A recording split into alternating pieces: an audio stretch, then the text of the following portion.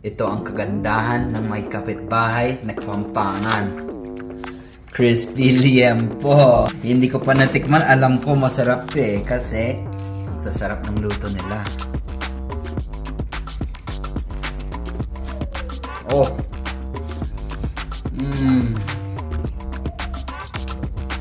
Grabe.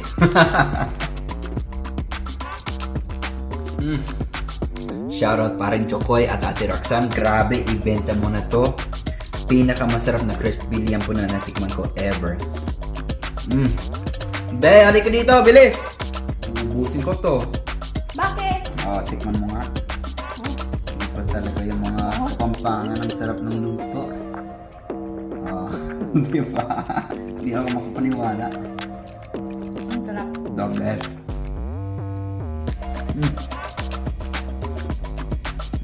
Manyaman.